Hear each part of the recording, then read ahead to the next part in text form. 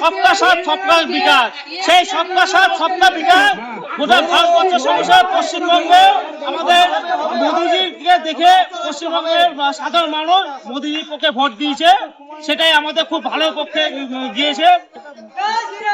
বিজেপির পক্ষে ভোট দিয়েছে তার কারণ মোদীজি হে মুনকিম হে ভরত ঝাড় আগামী বিগত বছরে পৌরসভা চেয়ারপারসন চেয়ারম্যানের হিসাবে তিনি যা কাজ করেছেন সেই কাজের নিরিখে তিনি অবশ্যই বেলডাঙ্গা বিধানসভা অবশ্যই উন্নতি করবেন, সেই আশা বিজেপির পক্ষ থেকে আমরা বলে রাখছি। আপনার নাম? বেলডাঙ্গা বিজেপি টাউন কমিটির সদস্য।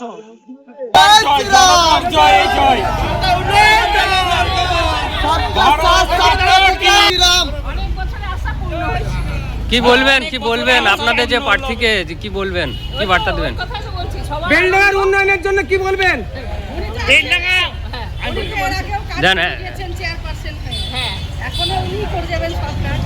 আপনি বলুন।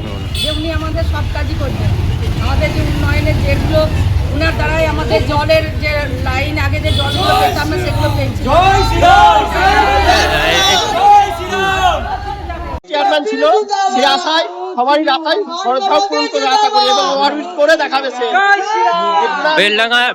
আপামর বেলডাঙ্গার সংখ্যালঘুদেরও ভোট অনেক পেয়েছে, কি বলবেন এটা নিয়ে? কি বলবেন? অনেক ধন্যবাদ, তাদেরকে থ্যাংক ইউ জানাচ্ছি আমি।